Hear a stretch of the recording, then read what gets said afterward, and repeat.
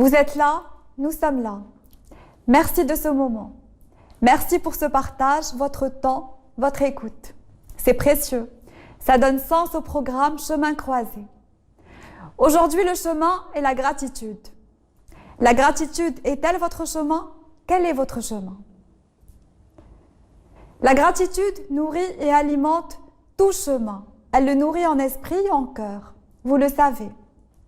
Le phénomène de gratitude, la manifestation de gratitude ou le sentiment de reconnaissance s'exprime, se vit, se dessine quand nous éprouvons et nous réalisons le goût de ce que nous vivons, la saveur de ce que nous sentons et la force de ce que nous réalisons. Vous le sentez certainement. Des moments de reconnaissance soutiennent ce chemin de gratitude, le nourrissent et le pourvoient. Vous le vivez sûrement.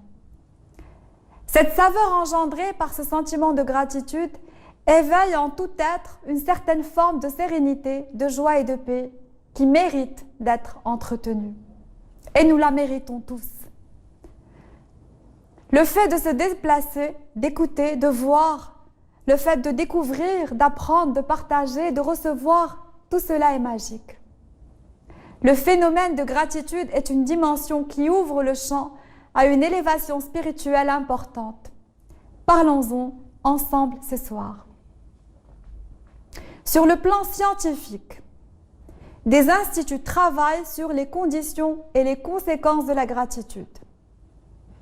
Le professeur Robert Raymond, docteur en psychologie, est reconnu comme étant l'expert du concept de la gratitude à laquelle il a consacré des années de travail, a été le premier à donner à cette valeur ou à ce concept une place importante au niveau scientifique, en prouvant par des faits scientifiques également que la pratique de la gratitude apporte des bénéfices que l'on peut évaluer et mesurer et qui sont un constituant et un constitutif évident du bonheur.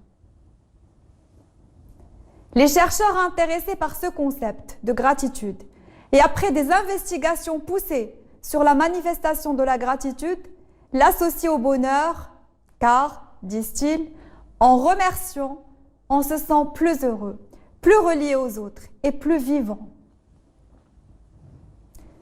Sur le plan relationnel, en remerciant, on ne se sent pas seul, car la gratitude provient d'une forme d'interaction avec l'autre. Ce sentiment rend lucide, humble et donne envie d'être dans le partage et dans le don. Aussi, pour Martin Seligman, chercheur en psychologie et fondateur de la psychologie positive, c'est-à-dire une réflexion scientifique sur le fonctionnement humain optimal, pour lui, le bonheur peut s'apprendre, le bonheur s'apprend et pour cela, il faut entraîner, s'entraîner, éduquer son esprit à percevoir ce qu'il y a de plus joyeux et gai dans notre vie. Pour ce scientifique, 3 stratégies sont à considérer car elles permettent d'être heureux. 1. La recherche du plaisir. 2. La recherche de l'engagement. Et 3. La recherche du sens. On retrouve ces 3 stratégies en religion musulmane car la recherche du sens est fondamentale. Le pouvoir de l'intention l'est tout autant, puis l'importance de l'engagement a été expliquée, recommandée et encouragée. Par la suite, dans les textes, tout a été tracé afin de pousser dans la douceur au bonheur par le biais de ces paramètres qui le constituent, le font et l'inspirent. Le bonheur s'apprend. Aussi, sur les traces de l'enseignement prophétique, on comprend qu'on nous a poussé à des exercices dans ce sens. Le bonheur s'apprend et essence de la vie. Par exemple, les recherches assurent que si dans notre quotidien, les personnes notent des moments ou interactions qui leur sont apportés et offerts, qui leur ont offert du bien-être, en un mois, vous, nous, elles, pourrez faire progresser leur niveau et leur degré de bonheur. C'est conséquent de pouvoir expliquer, de pouvoir comprendre des recommandations divines par des faits scientifiques expérimentés et travaillés afin de créer un foyer de compréhension profonde du sens de la gratitude dans les textes et faire croître et évoluer sa vision.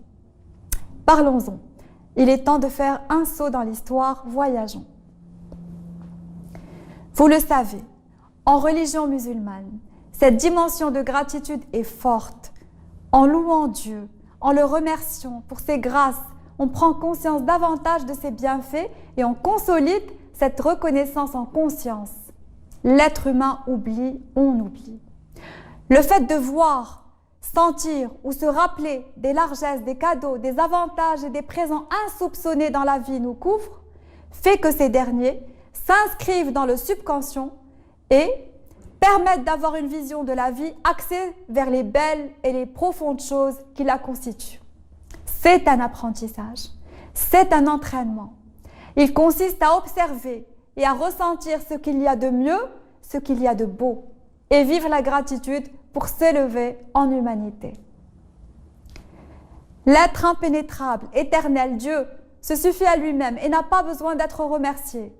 Par amour envers nous, car il sait la fragilité des êtres humains.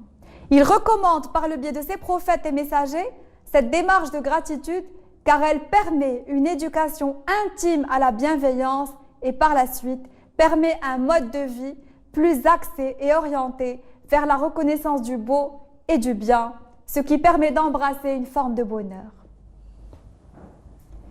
Ces recherches sur la gratitude et savoir s'émerveiller de petites choses, sur la capacité de fascination et d'enthousiasme, sur cet éblouissement qui force dans la douceur la gratitude et fait briller des merci en nous.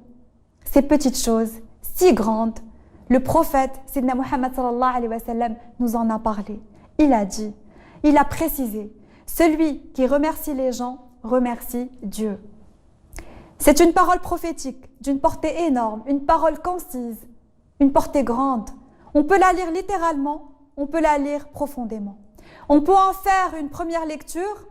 L'être éternel Dieu recommande de remercier les gens car en le faisant, on répond aux exigences d'une religion qui fonde sa valeur dans le respect. Comme on peut en élargir la lecture. L'être suprême, Dieu, encourage à cet apprentissage qui embrasse le merci, qui invite à remercier, qui pousse à la reconnaissance et précise, rappelle et enseigne à travers son prophète, son livre, sa religion, sa spiritualité, que dire merci et reconnaître la bienveillance des gens implique fortement rendre honneur à l'humanité, car on participe à l'éveil des uns et des autres et nous grandissons mutuellement de cette façon.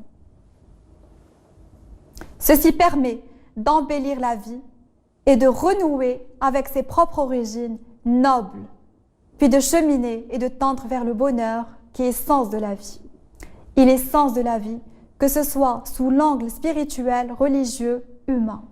Le bonheur est sens de la vie. Un concept aussi grand ne peut être compris sans élévation. Un bel exemple en religion illustre la grandeur de ce chant ou de cette manifestation. Concernant la gratitude et le bonheur qu'elle engendre, on rapporte ces paroles de Moïse. Il dit à Dieu, « Seigneur, comment pourrais-je te manifester ma gratitude quand toute forme de témoignage n'est encore qu'un second bienfait de ta part, un bienfait qui nécessite que j'en rende grâce à mon tour. » Moïse éprouve, ressent, reconnaît que le fait de dire merci à Dieu est quelque chose qui ne lui confère aucun mérite particulier dans le sens où c'est Dieu qui lui permet cette prise de conscience et cette forme de reconnaissance. Et donc, il estime devoir remercier encore pour le simple fait qu'il lui a été possible et permis de remercier une première fois. Puisque chaque merci